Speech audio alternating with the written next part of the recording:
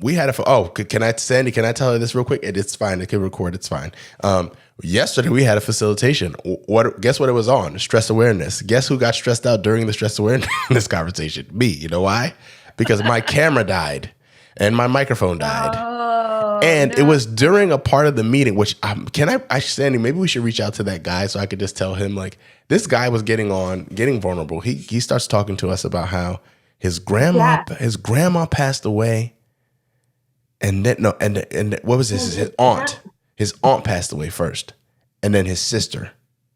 Yeah. Jesus. So he was telling me how he was in this whirlwind of death. And I was in one recently. So I'm hearing him and I'm like, everybody's like, oh my God, like the chat is going off. And just out of nowhere, it's not out of nowhere. I'm not going to tell y'all because I'm not going to get in trouble and it'll be recorded. But somebody in my house did something. And that's why it happened like that. And it wasn't my 2 kids. But hey, not trying to single anybody out. Anyway, what happened was the mic died. Camera starts going. And I'm like, oh, no, not during this. Not during this heartfelt sharing moment. This guy's giving it all this other stuff. And then my mic's dead. Camera goes. Sandy is looking at the camera like, Greggy, are you going to say something to this guy now? And Sandy was like, no, I think we lost Greggy, but no, I definitely heard you. I was like, oh, God. And then I just like vomited words because I was not prepared to talk. And I was like, what the fuck do I say to that? I'm not Greggy. There's a reason why I don't do these things.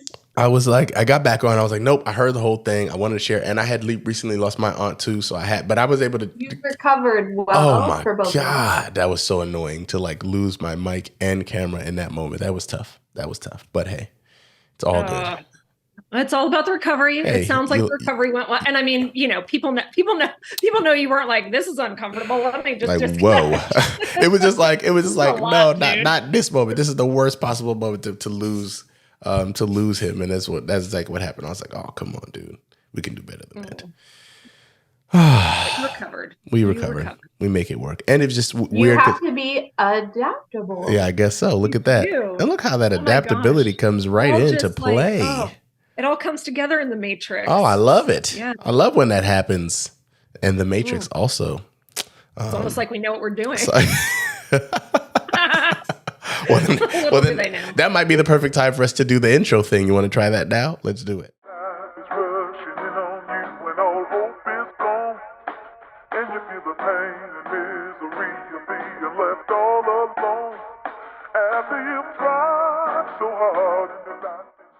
Hello and welcome to My Personal Professional Life, the podcast that helps you build the life you want. We're your hosts, Beth Messich. That's right. And I'm Greggy Amisial. We are 2 learning experts who are always trying to navigate the challenge of integrating our personal and professional lives and all the spaces in between. In today's episode, we're going to talk about adaptability. Adaptability is the ability to adjust, to evolve, to thrive in the face of changing circumstances, environments, or challenges. We are constantly being faced with situations in both work and in life where we need to adapt, right? Where we need to change, where adaptability plays a crucial role in determining a person's success and well-being. Adaptability is about change, right? And change is the impetus for us to need to adapt. So we're going to talk about adapting and what that means. It means a change to something in behavior, process, or approach. And today we're going to tackle a couple questions. Beth, what are those questions we're going to tackle today? Yeah, we're going to talk about what role does choice play in adaptability? How can you use an adaptability framework to think about adaptability? And what are some of the traits that someone needs to adopt or master to be more adaptable? Okay, well, today we're going to discuss that and the ins and outs of adaptability. We're going to give you some actions that you can use immediately to build momentum towards the personal and professional life you want to live. Be sure to listen all the way through because we're going to give you our PPL CTAs. Those are our calls to action. Good stuff coming at the end of this podcast. Yeah, we definitely need something better for to call them that. Sounds a little bit like we're going to infect you with we're workshopping. I don't know if the PPL CTAs work so great, but we're workshopping. It'll come out. It'll be something good. And this is brought to you by 2 amazing sponsors. So Beth Messich Coaching and Consulting. So I help companies to develop their leadership pipelines for now and in the future. And I do that through leadership and career coaching, as well as consulting in the learning and development and talent management space. And this is also brought to you by Activating You, a wellness and learning company that focuses on helping you activate your best self. We do that through helping you audit your priorities, align your habits, and put them into systems that help you build momentum towards being your best self. All right. Today, we're going to talk about adaptability and change. Last night, I went to a concert, which I thought kind of gave me some thought. I always try to tie into things that I'm thinking about in the real time. I got to see Wu-Tang Clan. It was a celebration of 50 years of hip hop. As I'm, I don't like to say my age, but I'm 40. But as a 40-year-old man thinking about hip hop at its 50th birthday, it's sort of like pretty cool to see. But I was thinking about the whole time the idea that in order for those guys to have been as relevant as they have been for about 30 years, adaptability was going to have to be a part of how they were going to be so adaptable.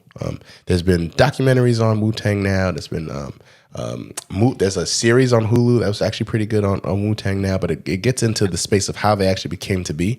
And change and adaptability has a lot to do with longevity and success. So I just thought it was like one of those personal life metaphors that I could kind of tie into the topic. And I'm excited to talk about this topic with you today.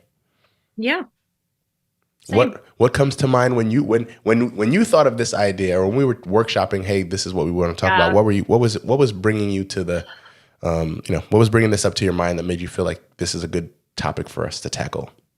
Yeah, I think, not for nothing. We're coming, I don't know, can we say we're post-COVID? We're as post-COVID as we are going to be, or have been, I guess, at this point. And that forced a lot of adaptability, right? Like that idea of like, oh, I used to live in the world and now I live in this one room, right? But I think it's even more than that. Like when you look at, we talk about personal and professional. From a professional perspective, the landscape of what work looks like is continuing to shift and change. Some of that is hybrid or not hybrid or back to the office. Some of that is technological. Like when I think about adaptability, technology absolutely comes up, right? So ChatGPT. So when ChatGPT comes up, I think the range of reactions I see from people are everything from like, this is so cool, this is how I'm going to do my job, to, oh my God, it's the rise of the machines, to chat, what now? What is this? That doesn't apply to me. Yeah, I've seen that as well. It's so far, all over the spectrum. And so there's a certain place where, like, when we think about adaptability, choice is actually a part of it, right? Yeah. Like, do we choose to be adaptable? How fast do we choose to be adaptable?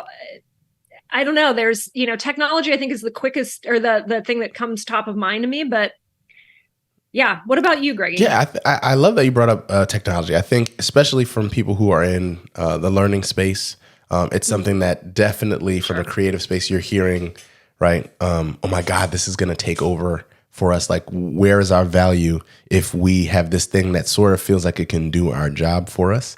And there's a couple ways to look at it. I think the first couple of things I saw, and it depends on where you're getting information, but the first couple of things I saw were shock and awe. It was like, you have to know about this new technology. ChatGPT is going to take over the planet. And you could be like, oh my God, what is that? So I sort of like fed into that initially. But then after going into play with it, I started to understand what it actually could be. And I think that goes into your idea about choice. I could run, right? I could fall into what sometimes what that news cycle feels like or says and be afraid, or I could take a chance to like engage with it and actually see what it is. When you talk about technology, if I take it away from ChatGPT, as a parent, I look at the toys my kids have and how quickly, like, whether they all choose to play with something or not based on how their interest level in it, sort of the same thing. And when you watch over time, like I remember Gavin getting certain toys when he was like 2. And he might engage with it initially, but he doesn't really understand it. So he leaves it. He goes away. Now he's 4. He can go back to those toys and now he can play with them. There's a different level of opportunity to engage with it. So I think that idea of like whether or not you'll engage when it comes to technology, those things start to play out in different ways as I'm looking at it. And I think ChatGPT is a great example of it. Fashion is another example of it. As we talked about 50 years of hip hop, the trends in music right, are definitely a part of it. Talking about a group like Wu-Tang, I think their height was in maybe the 2000s. And they were, rocking out a pretty big crowd last night in 2023. So 23 years later, they still have relevance, but they would have had only gotten that relevance and being able to adapt and adjust through time to stay sort of relevant, stay around different guys. I was watching them and they looked pretty good on, like, even just watching what they were wearing, they looked pretty good on stage. Like what they wore felt like it was on trend, but it didn't feel like it was, they were too old for what they were wearing or something like that. So it plays itself in a bunch of different spaces. Definitely in our personal lives, we see it, but in the professional space, for sure. If you're reading the news, new CEOs in different companies, people leaving, all those things make for us to have to look at what changes are coming and we're going to be faced with, and the choice that we have and how we're going to approach some of those things. Yeah, I think there's also something that goes hand in hand with choice, which is also discernment, right? So I think sometimes we can get peer pressured into like, oh, no, you've got to do this. You've got to try this. You've got to, oh, no, ChatGPT, you've got to do this. AI in general, you really need to get immersed in this. And, we're also finding some of it's pretty problematic, right? So some of it's just like not great. Like I've seen some things like, create a script like Aaron Sorkin would. Aaron Sorkin who wrote the West Wing, and I saw something. I was like, dear God, like this is like every cliche of everything he's ever done, and so it's sort of like the worst of the worst. So you can't just sort of accept that. It's also with AI technology, you and I have talked about this. Like they've also found like things like facial recognition. There's bias there. Yeah. People are misidentified, particularly people of color. So do you actually embrace this stuff, or do you kind of do it with a little bit more discernment around, I want to learn more, I want to be educated about it, I want to be adaptable to it, but like I also need to make sure that I'm adapting to something that I actually believe in and feel is like of the quality and in a place that I'm comfortable like adopting it. Fair. I'm going to take this this is going to be totally to the personal space, and hopefully my mom listens to this one day and she'll see that I was right. But there's things that are just like, and it goes back to technology, but there's things that are just like traditionally done away. But that was because of the technology and the resources of the time. And technology and resources change, and whether you're going to choose to adapt or not makes a difference. There's a meal that's made with pinto beans, but you can start the pinto beans from their like bagged up and hard state. It's called sauce pois. You can make sauce pois, but to do that, you have to soften the beans. That means you have to take the beans, put it in water, boil them. The water will reduce, then you have to boil them again because it takes a long time for those beans to soften. When I make sauce pois, I buy the same Goya beans, but I buy them in a can. They're already softened. Yeah. Guess what? Yeah. It takes me 15 minutes to make it versus the hours that it takes my mom. Yeah. And my mom will look at that and say, I don't make it like that, right? And I'm like, what? But it's faster. You could do it this way, right? There's something to just looking at that. I think when you talk about a change like ChatGPT, there's people who are looking at it and saying, hey, if you learn how to use this thing, right? Which is what I would say to my mom. Hey, mom, you can season it the same way you do. You can cook it, but it'll save you an hour, right? Like that hour should be worth it to you. When it comes to something like this, that's that. Technology gives us one way to look at it. But I think sometimes if we think about some of the other changes in life, I'm in the middle of experiencing a change of leadership, right? In another space. Mm-hmm. And I think those are sometimes changes that, well, you don't have a choice.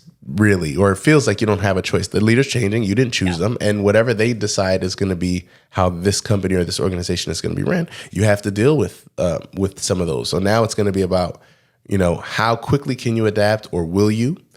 Maybe the choice that you have then is to not adapt and leave, but it's going to be a part of how you deal with the change. And I think, in this space, there's things that either, a lot of times change is coming. We don't have a choice in them. It's just our choice is going to be how we are going to approach that change. And we wanted to talk about that to give, we thought it could be good to talk about it, to give some like advice almost into how you can look at it. And there's a framework that allows us to look at how some people approach change and adaptability. We're going to talk about that a little bit. Beth, do you want to help us introduce that concept? Yeah, it's this idea of like, where do you fall on the adoption continuum, right? Like, are you an early adopter? Are you the person that, like, when the new version of the iPhone, I don't even know what version we're on anymore, when that comes out, like, you're the first, the day that it's out, you're buying it. And by the way, Apple relies on those people to be the ones who, like, get it immediately, figure out the bugs, and you're the one in there really learning everything about it. Are you somewhere in the, in the mid, kind of like that mid stage? And mid stage, there's like early mid stage, there's late mid stage as well, right? Like somewhere along that spectrum where it's like, oh, let me see, let those people figure out the bugs, and then yep, I'm in. Or are you the late adopter? Like, are you the person still sitting there with your, clamshell flip phone being like, this is fine, I can totally do this, I don't need any of that stuff, right? And I think the thing to keep in mind about this framework is it's like anything else. You're not 100% one of these things in every part of your life, right? Like, so you may be an early adopter in terms of technology. You may be like, yep, I'm in line for the latest, greatest, newest thing. But in terms of fashion, you're like, yeah, I've been wearing this since high school and it's working out for me and it's good, right? Like, so it is situational, but I think it's helpful to almost self-assess, like, Yep. where am I at on the spectrum for this? Yeah. I'll give some quick percentages around some of it just so you can see how it goes. There's early adapters, and the early adapters usually land in around the 15% mark of the population. After that, you have the early majority. So those are the individuals who are, they're okay with innovation. They'll come in, but they're going to come in when more people come. They want to see a couple more people get online before they go. And that's in the mid 30s. Then you have another 30%. Or a little more than that in the late majority. Those are the people who are like, all right, everybody's over there, I'll come. And I think looking at that, when we were discussing how those things break down and how they attach both to personal and professional spaces, if I think of like a culture shift, if something's changing over time, right? Yeah. Some people are right with it, right? New leader comes in, whatever that leader says, and I'm always like paying attention for who those people are. They're like, oh my God, this is the most engaging leader we've ever had. If it's been here one day, but they're like, those people are all in, right? And then there's some other people who will say, okay, I've heard a little more. I've seen some more people kind of go over to that side. I'll join in now. And when it comes to those things, I may be in that later majority who's like, all right, if y'all are over there, then I guess I'll come too, right? Like there's that other piece of it where it plays either whether it serves me or not. And that's one of the questions that we talk about with activating you a lot is like, do your habits serve you or do they not? Where sometimes that doesn't serve me is if it made me slow to adapt to something, right? If it made me slow to get an understanding of how the culture was shifting or what was going to be going on, that I was already going to have to deal with, then am I now behind the pack and am I chasing, right? That becomes important for me to know when those things come into it. ChatGPT, as an example, as we keep bringing up, I didn't want to be too late to the party. So I wasn't like early adopter, but I was forcing myself to be early majority. I wanted to engage with the tool, try to understand like how it plays and where it works, because I didn't want to be left too far behind of something that felt like it was impending. It's coming anyway, right? Everyone's investing. Google's investing. Apple's investing. Microsoft is investing. Like, so if everyone's going, right? If the people who are leading technology are going there, then I wanted to be somewhere in it. And where I think about people who maybe sit in that late majority space right now, if there's something that you could have been taking advantage of, how far are you now behind? And now you're learning the tool, learning the skill behind everyone else, right? It's like a gold rush. If there was a gold rush in this area and you didn't join in, is there any gold left for you to mine, right? And there's a opportunity for you to look at it from that end as well. Yeah. Well, and, as you're talking, Greggy, particularly around that leadership change piece, I think about, where this is useful for people who are leaders in companies. As a leader, you're trying to help your team through all sorts of initiatives, some good, some bad, but you have to be the face of it. You have to be the one to help your teams through. And whenever I've done change management, one of the things that's always been really important is to kind of identify those early adopters. And we always think of them like, who are going to be your change agents? Who are you going to be your change champions? Like we'll give them a name, we'll give them a group.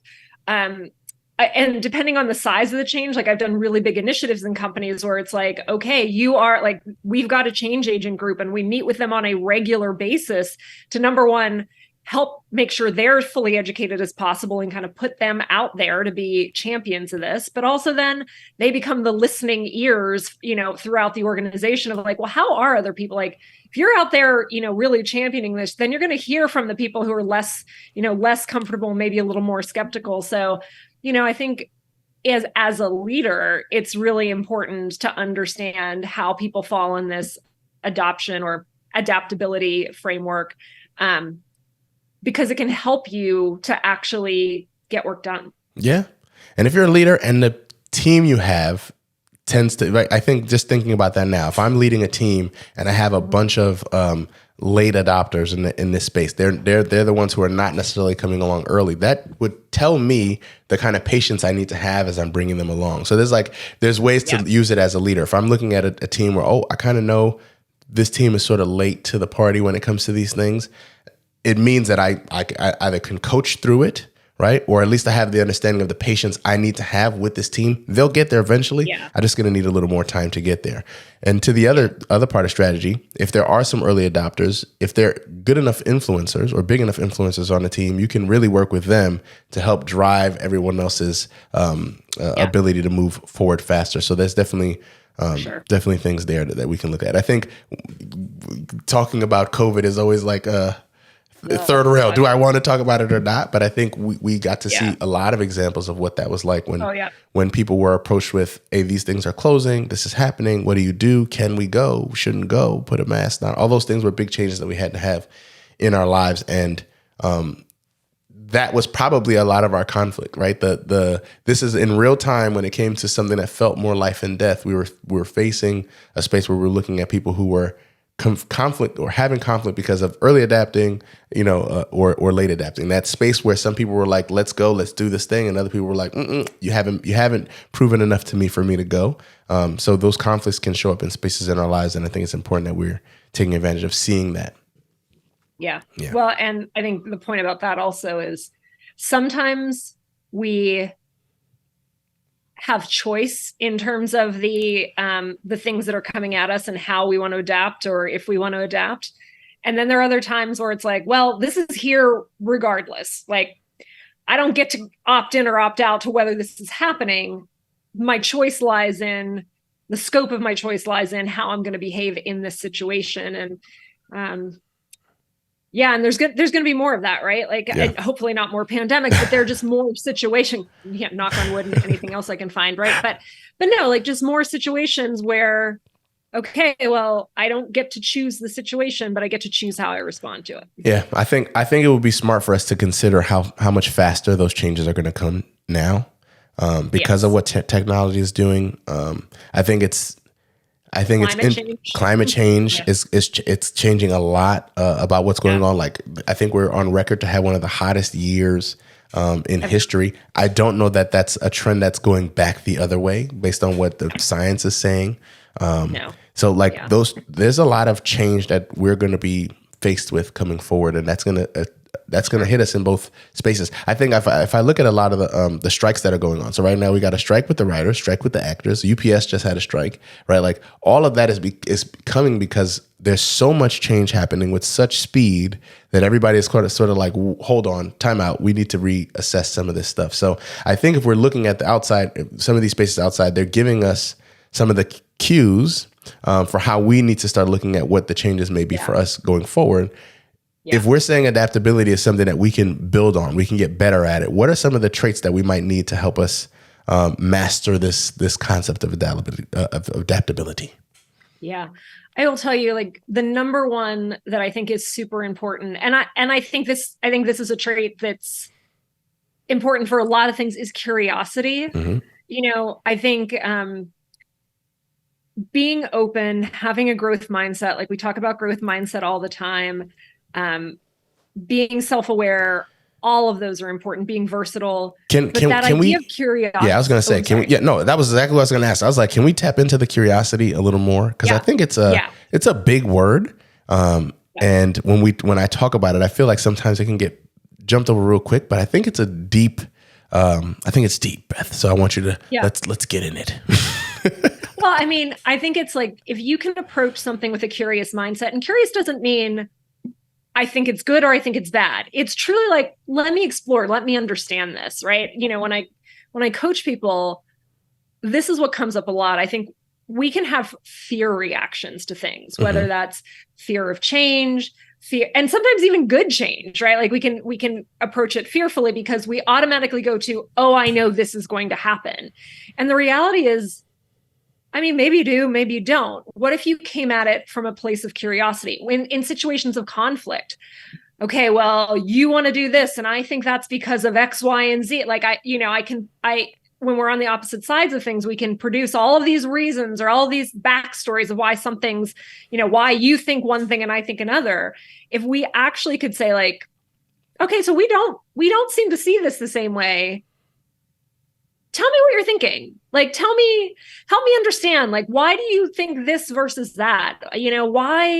What's underneath that? Why are you so passionate that this isn't the right choice or this is the right choice? And trying to come at it like, almost like a scientist or something, where it's just like, or a detective, like just the facts, just trying to get the facts, just want to know the facts, and not have judgment about it just yet. You'll get there. Judgment always comes, but the curiosity to gather the information, I think is really, really important. Yeah, I think it's I don't know that people look at curiosity as like a skill. When I think about children and there's commercials are like a kid keeps asking why. Yeah. And from the parental standpoint, it's like, this is so annoying to be asked why so many times. But what's happening there is you're seeing curiosity, right? Like at its rawest form. I just want to understand. I don't know, so I just want to understand. We grow and we think we know, and then we stop being curious. And I think that lack of ability to be curious has probably served us somewhere, which is why it happens that way. But it also can be a detriment, especially when it comes to an opportunity to change with time or grow with time or be faster with time. Like just being curious takes work to ask more questions and try to understand and wrap your head around something. But it'll I think, right, in these spaces that we can, it gives us an opportunity to learn a little something different and hopefully benefit from that. So I think that's definitely one of the things that you could do to master being more adaptable is engaging with curiosity. Ask why more, and ask why more than one time, and try to come at things with less judgment and try to have that. So I love that you brought curiosity up as a part of that tool or a skill. Yeah. And I think, we live in such a polarized age right now where things are black or white, right or wrong, red or blue, pick the polarity. And I think people shy away from curiosity because it's like, well, if you and I are on the opposite sides of things and I show any curiosity and ask about it, it's like opening myself up. Like, I don't fully believe like that. I am not fully invested in my side. And it's like, no. Like it's actually show your confidence in your ability to take in information, discern, and allow it. I mean, look, allow for the possibility that it will change your mind, or also it could help just further validate that you feel like you're making the right choice. Yeah, I love that.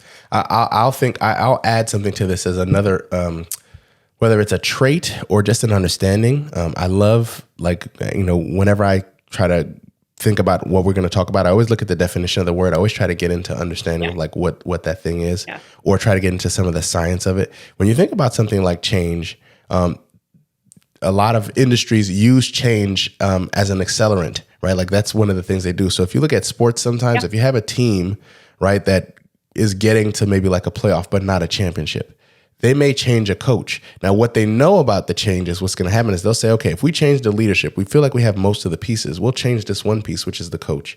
We know there'll be a dip in production, but the hope is if we manage the dip, if we manage the change, if we're adaptable, we can get our team players onto it. We have an opportunity to push past the plateau of where we were, and maybe championships happen. And that has happened. Golden State Warriors started their run that way. They had a coach who was driving them towards like playoff success, but not yet championship success. They changed the coach, and within a year, they were able to jump past that. Phil Jackson has been someone who's gotten that same thing to happen. You've seen in different sports. A lot of different industries know that, hey, we're plateauing, change leadership. There'll be a dip in performance, but if we manage to change properly, which is why change management is a growing industry. If we can manage the change, then we can push past a plateau. That's something that you can adapt into your personal life. So if there is something that, like if I've been working out and I don't see the changes coming, if I change something in my routine, if I add something or take something away, that change will take some time to get used to. But if I manage it, then there's an opportunity to push past the plateau. And I think that's one of the things that if we think about change as an opportunity to get further than we are, that actually can improve us, then we can look at a change a little differently. Imagine if everyone looked at, and it's tough to look at COVID that way now, but imagine if everyone looked at COVID in that time period and all the changes that we had and said, you know what, there'll be something better on the other side of this if I can adapt to this quicker. Right. And some people did. Maybe some people looked at it and said, hey, I get time with my family. And they thought about that quicker.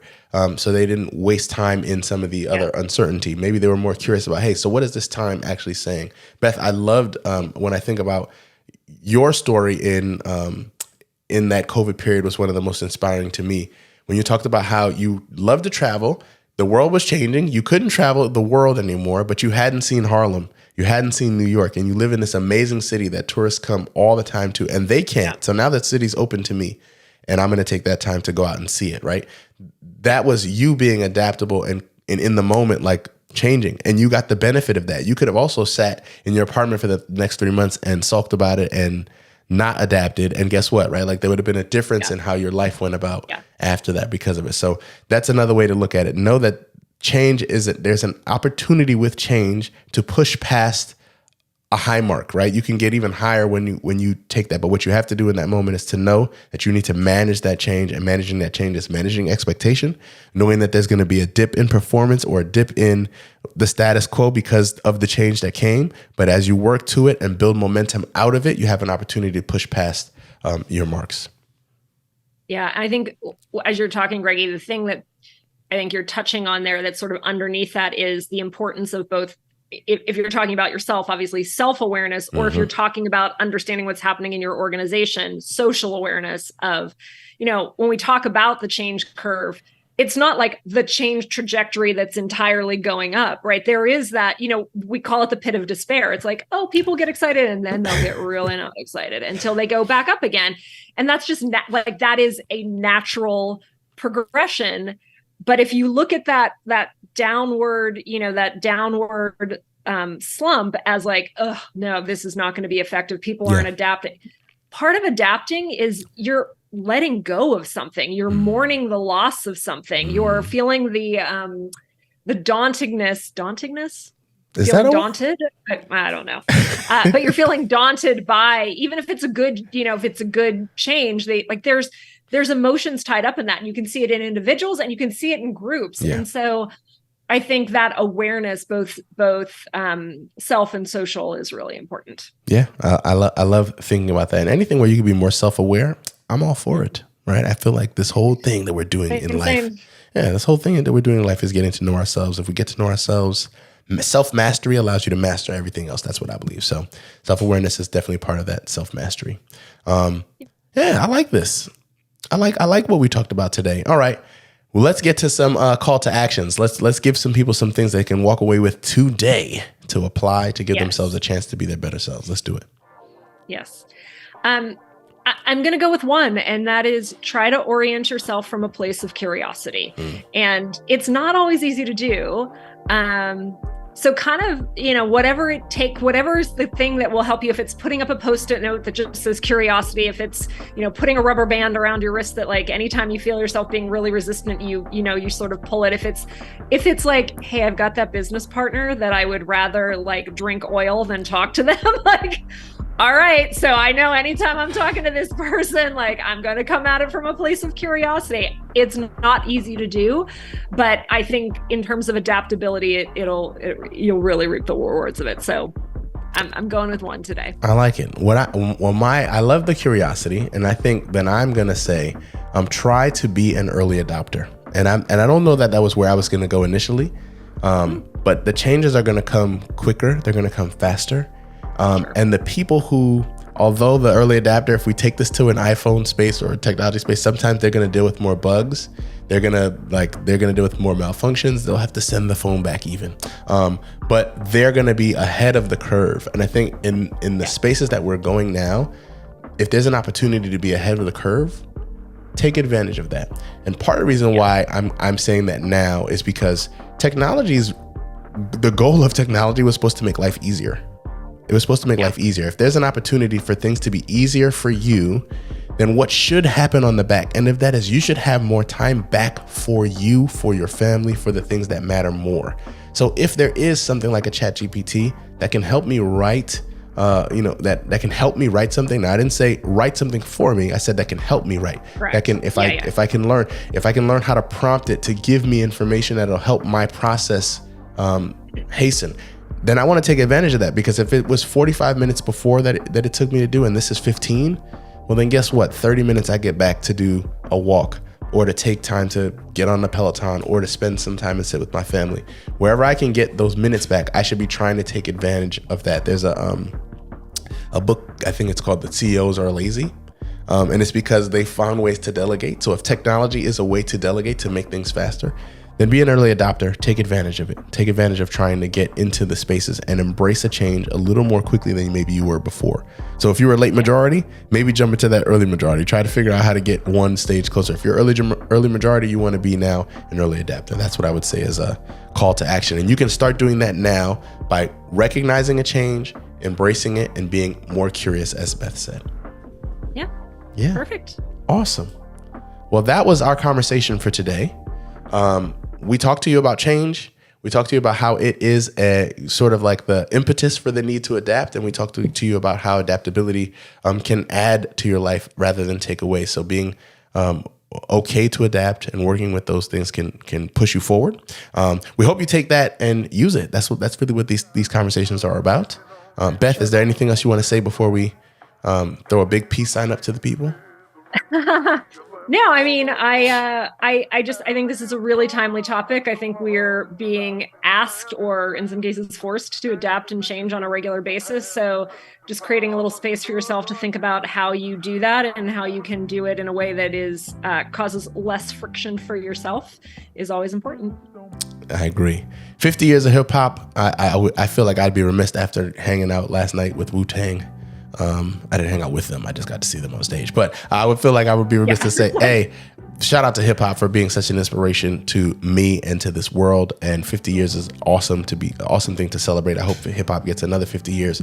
They'll only get that 50 years if they're accepting of change. We got to be able to do that. We got to be adaptable, right? Look at that. So look, I just brought it right back around, full loop. Oh, look at that. Full just circle. Tying it with a bow. Woo, we did it. This was My Personal Professional Life, the podcast. Thanks for hanging out with us again, and peace.